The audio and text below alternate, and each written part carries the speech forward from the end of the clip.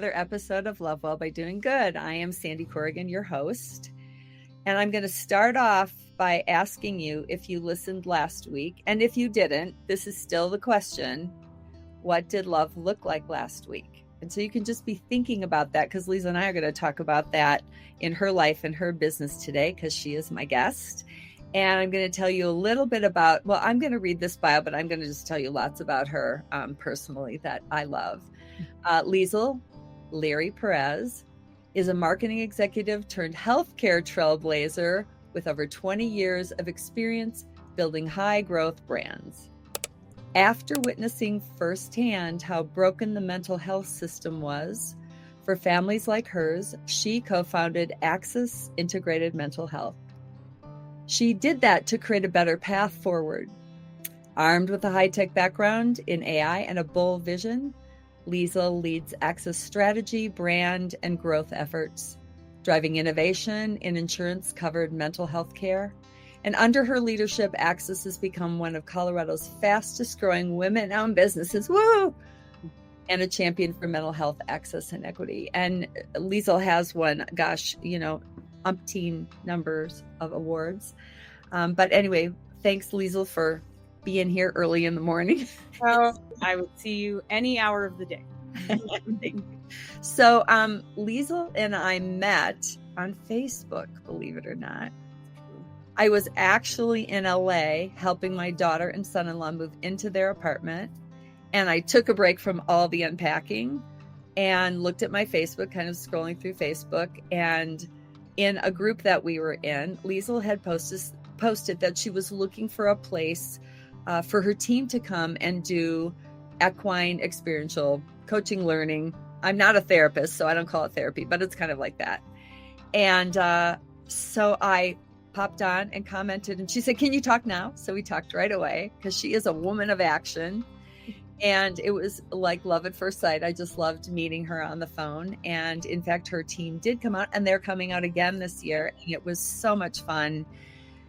One of the things that was so much fun is just to be a caregiver or an experience creator for mental health people. Yeah. Because who cares for the cares? Yeah. And they are terrible about it. I'm not going to do it for what they listen to every day. So Liesel, tell us, tell us about you. You came from corporate marketing into this. I'd love to hear that story. And we just want to know who you are personally, too, a little bit about what you love and your family. And I have lots of questions. So, we could do this all day, but we won't. Yeah, no, I mean, I was the quintessential executive of executives, really high power, go, traveled all over the world, was in the 100K, club at United Airlines for years. And I was also a single mom, and that's what I did. And I, raised children by myself, 2 of them. And so I understood struggle, pretty intimately. But also that need to want to perform all the time. And it left me burned out. It left me depressed. It left me all of the things that happens when you don't take any time for yourself. And I think the turning point happened when my boss died. And it's always interesting, I think, and confusing when someone you spend time with every single day, and in a work capacity, you don't realize how close you actually are until they die, because her husband actually asked me to do her eulogy, and that's when I realized just the gravity of everything I had lost. And she was my best friend at the end of the day. You may not say that to each other because you work together, but when you've traveled as many miles together as you have, and you've learned so much from someone who completely changed your life and your career, it dawned on me that there's no replacing this. There is no fixing this. This isn't a problem I can solve. And it was the first time I'd ever actually had to confront devastation on that level.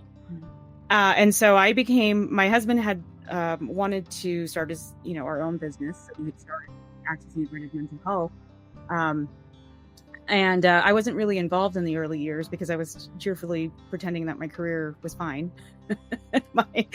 my life was fine. And my husband and I, we had to learn how to work together. Working with your spouse is not all that it's cracked up to be. And it's a skill. And we were not that skilled at the beginning.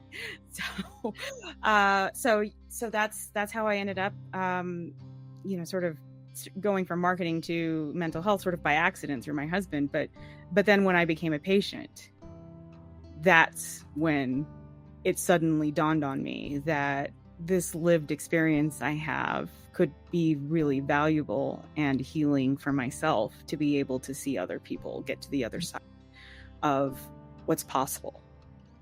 And that's it. Wow.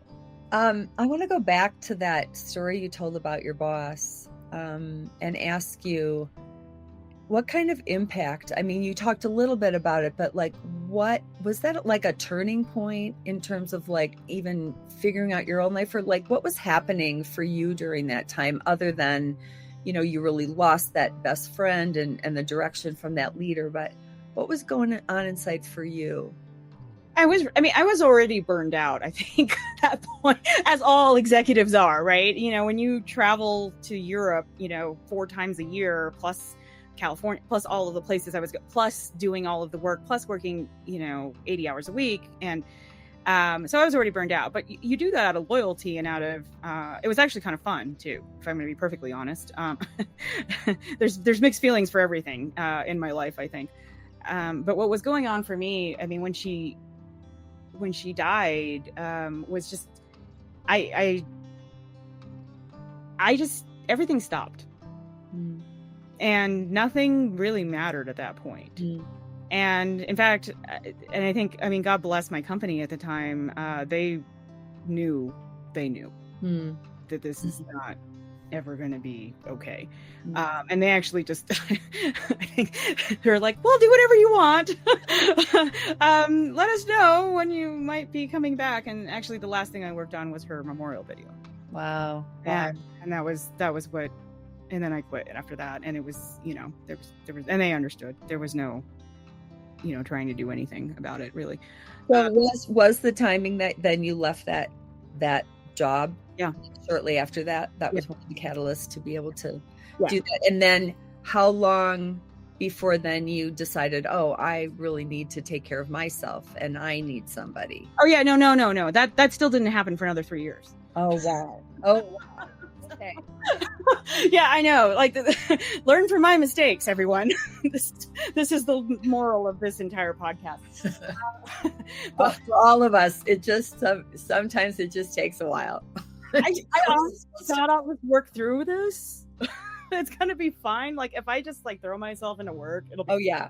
So all you did was take one role and then create a job in your own company, right? 100%. Well, no. I went to a different company. I went to a company. I went to an even bigger company.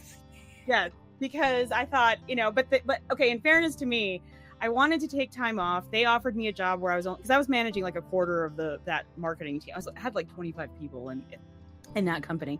And so I was like, oh, I'm just going to go back and do something like really simple, like PR. And I'm just going to manage 3 people.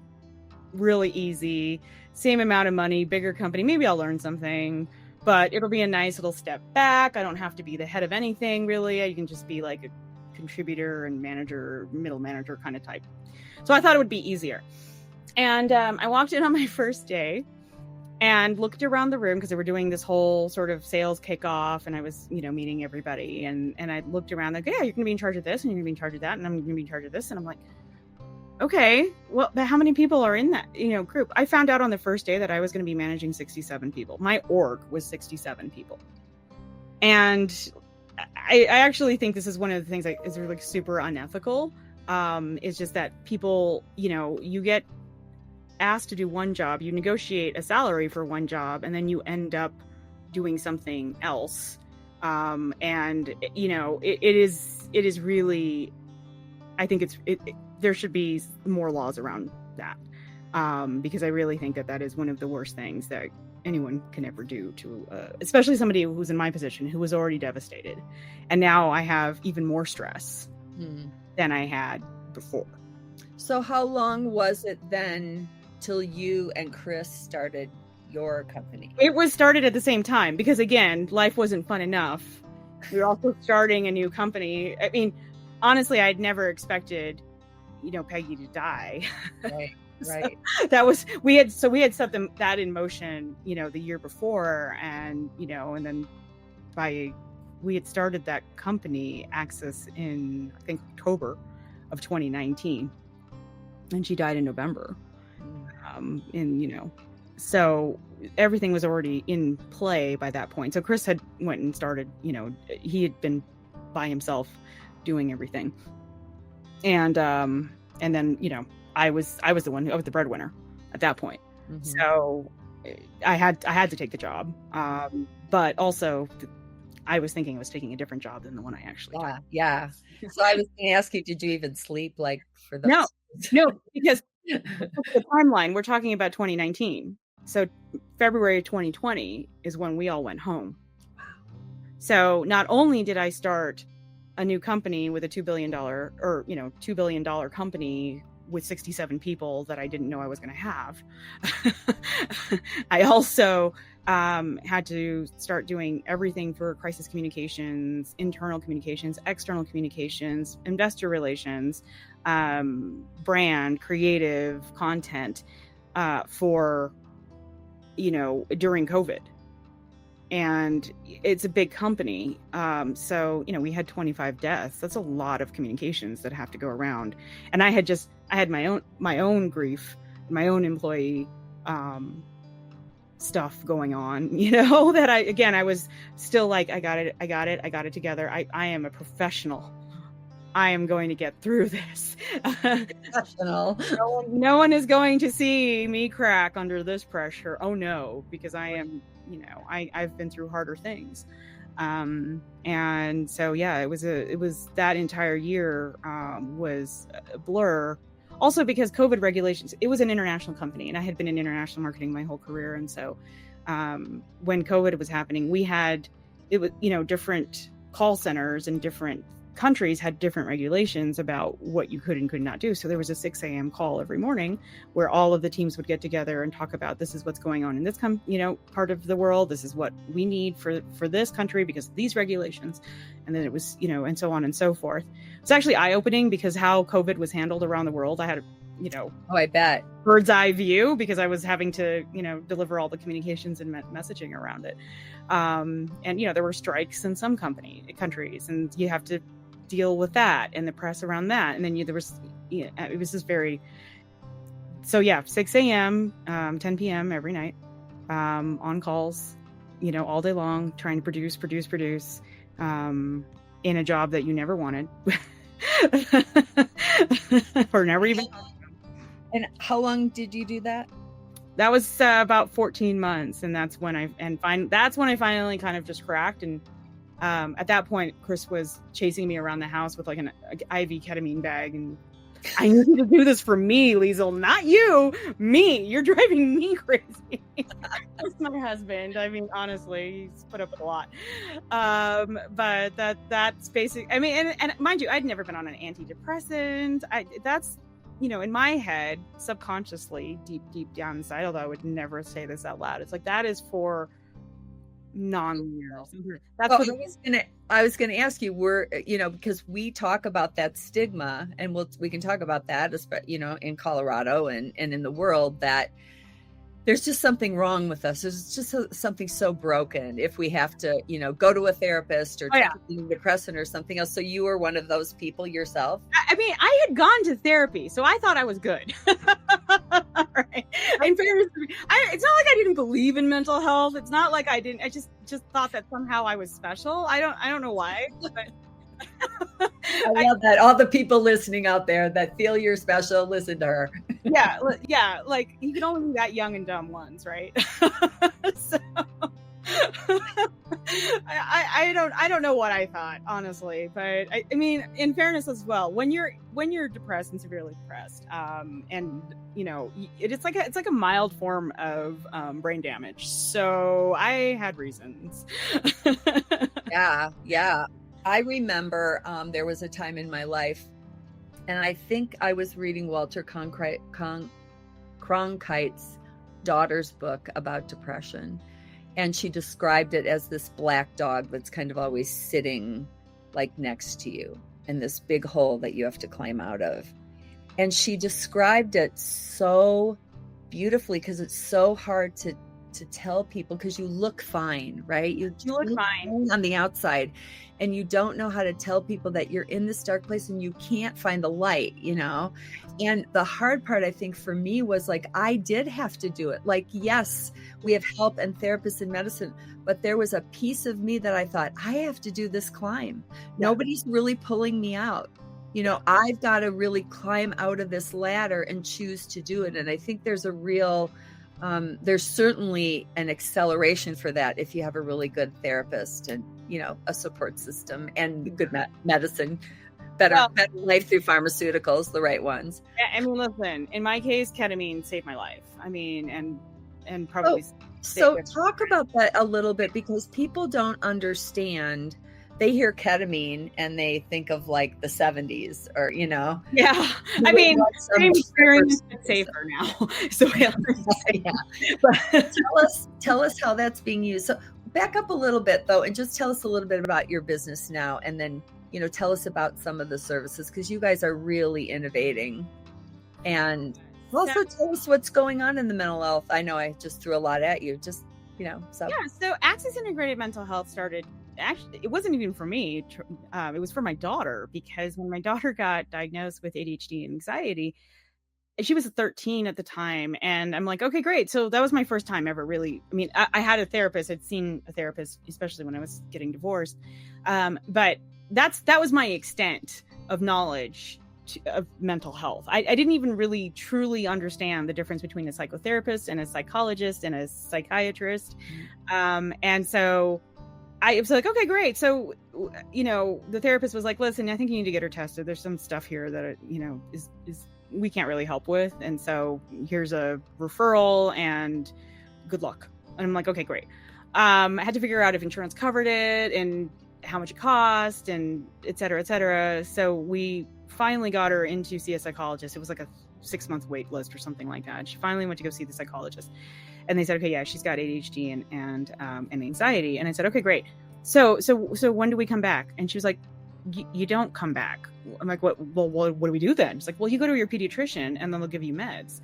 And I'm like, what? Like, there's no other options here. What? I mean, how does this work exactly? What does my pediatrician know about mental health?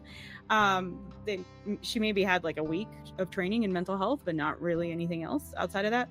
But that's what you do. You know, you go to a pediatrician, they give you legalized methamphetamine, essentially, is, you know, how they treat ADHD in a 13-year-old, which seemed, I don't know. I mean, I'm not the world's best mother, but meth and 13 doesn't really seem to go together. And but that's what we did. And I said, there's got to be a better way to do this. This isn't really dealing with the whole issue, right? And all of it. And I knew, you know what your kids' issues are. You can see it a mile away. You raise them. And I said, well, when is she going to talk about her dad? And when is she going to talk about about me? When is she about me? I always tell my kids, I'm going to keep therapists in business, because you will absolutely go to therapy around issues that I created for you. 100%. I mean, I was saving up for that already, right? So, but they were like, no, you just need to just give her meds and she'll be fine. And I'm like, I don't think that's the way that works, but I don't know any better, because I'm a new, you know, this is my firstborn, so I have no idea.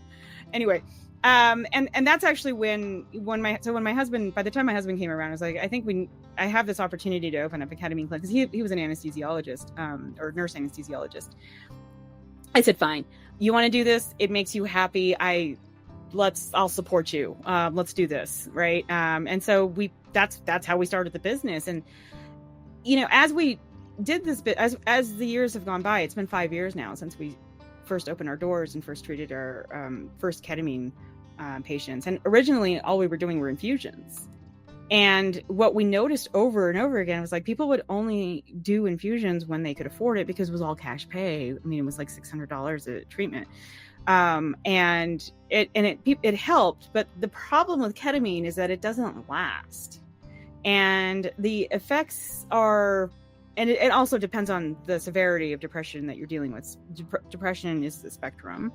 And because people wait so long to take care of it, it becomes a lot harder to treat it when it becomes your chronic pattern. Right. And so the longer you wait, the harder it is to treat and the more, powerful meds you have to use for it. So it just didn't sit right with us that we were treating only the elite of the elite, and we weren't able to do more with other people. So about a year after that started, Spravato came on the market and was becoming more widely available, which is a esketamine nasal spray. And it is actually, honestly, just as effective as the IV infusions. Study have shown this. But, it was covered by insurance. And so we pretty much stopped doing infusions and started doing the Spravato spray. And we've had patients now for 3 or 4 years on that spray. And that is actually their entire, medication regimen, is just to be on Spravato once a month instead of taking a daily pill. And because the half-life is so short, you don't get the side effects that you get from your regular antidepressant. But again, the downside of Spravato is it doesn't last. And so we also offered TMS, transcranial magnetic stimulation. And I've pretty much done every job in my clinic, including I was a TMS technician for about 6 months, which I actually loved. I love treating people. And I love seeing people's transformations over 6 weeks, from I know when they sit in my chair that they're thinking of killing themselves, to, oh my God, I have so much to give to the world. Wow. So that's really exciting. It is super exciting. It's what I live for. It's what all of us in the clinic live for, is seeing the transformation. Even the front desk staff will see the physical transformation of somebody who's just on Spravato. They come in, they look kind of disheveled. They're usually in their pajamas. They're not even getting dressed in the morning. They're just like, whatever, I got to go do this thing. And then around 4 or 5 weeks, we start seeing them, the men are showered and shaved and they got haircuts. The women are putting on makeup again. They're taking care of themselves. Their face color changes because they suddenly have circulation again. So around and not just sitting on the couch. And yeah, exactly. And having hope and motivation again to try to, just make it through the day in more than just pajamas. And that's been really helpful. Mm-hmm. But again, the combination of the two treatments is where. So tell everybody, because I think people are very unfamiliar with both of these. Yeah. And most people are like, I go take a pill of some sort or, whatever, but it's really exciting. And I will tell all of you listening that I have personal experience, because my daughter has been going to Access, and they've been an incredible support. My daughter's chronic Lyme disease, and with that comes an incredibly difficult mental health piece. Yes. Especially if those spirochetes are in your cerebral, in your brain, basically. I say to my husband all the time, this is like a TBI. This is like a traumatic brain injury. This is what this is. But anyway, so she's both experienced and having good results with ketamine, and has done some TMS. So tell us about TMS, and you have some exciting new news too, which I'm excited about. So basically what happens is this. There's multiple systems in the body where electricity or chemical can actually help the system, right? So for instance, your heart. If you have, heart problems, you can either treat it with blood thinners, or there's other kinds of medicines that can help with that. But if the problem is electrical, then, you can also use a pacemaker, right, to help regulate the electrical pulses. Well, the brain's not really any different. It's an organ that can malfunction like any other. And nowadays, our brains are actually assaulted by a lot of different kinds of things. You can get depression from a virus. Like COVID-19 can actually cause depression to happen. So when people think that it's a personal flaw, it's like, no, literally a lot of different things, anything that you're experiencing can actually cause either synaptic damage. So that's when the synapses are damaged, then at night, because they're damaged, your brain will just prune them away. But what happens is, as you prune away these synapses, you lose connectivity in communication between your logic and emotion. So, you can be in fight, flight, or fix. If you, don't have the connections to, fix things, you could just be in, that fight or flight mode that whole time. And that's exhausting, right? Yes. There's a rise in cortisol, like too much stress, too much cortisol, which is a hormone that was really is in your body to help protect you in a disaster situation. When you're constantly having that in your body, that can damage synapses as well. So, all right, fine. So what did we do? We said, okay, we're going to fix this with medicine. We're going to create pills, and we're going to just flood the brain with neurotransmitters. So you have these two synapses, and they're trying to shoot like neurotransmitters at each other, trying to communicate, except that, they're too far away from each other because you damaged them all, or you got COVID-19 and a lot of those, or you got Lyme disease and your synapses are too far away. It doesn't matter how much neurotransmitter they're sending. It's falling through to the synaptic cleft. So what these treatments like ketamine or esketamine and TMS can do is it actually will help proliferate those synapses so that they're closer together, and they'll also strengthen the axons, and so in the synapse, and so they're stronger. They can communicate together a little bit more effectively. And that's the new model of depression, is that it's not about a brain imbalance or chemical imbalance. It's really about communication, electrical communication in the brain. And we've talked about this, but both Spravato and TMS, if I'm right, and you can correct me if I'm wrong, really create new neural pathways. Right. That's correct. It's synaptogenic, which means that it can create more synapses for you. And they've seen this nobody totally completely understands how ketamine and TMS are working. They just know that it does. And what they've been able to do, and there's a Harvard study about this, which I will send you, shows that when, brains have been exposed to ketamine, they see increased dendritic spikes. So, forming new synapses over time. But, I think the thing that's important is that, yes, you can create new synapses. Yes, you can create new dendrites. You can do all of these things, but what are you teaching it? Yeah. So you want to talk about TMS in that a little bit? Because we're cooking something up. Yeah. Well, so I don't know if you want to talk about that, and it's okay. I do. I am so, listen, I am a good, just give me the good old fashioned drugs kind of girl. And let me get on my way, because I got things to do. So I was a big fan of ketamine because I had, gone through the whole cycle of doing the infusions and everything. And I was like, oh my God, this has just changed my life. I did not realize how depressed. You don't realize how depressed you are until you're feeling better. Yes. Yes. This is the truth of it all, right? I could have felt like this all along. Yeah, right. That's kind of how I was like, oh my God, I completely did this wrong. So once I was feeling better, I'm like, okay, well, I've got the magic, solution here. Just give me a nice little infusion every 3 months. We're good. But then, we got to a point where we were short on staff. And so I was doing, so I actually went and got certified in transcranial magnetic stimulation and started treating people.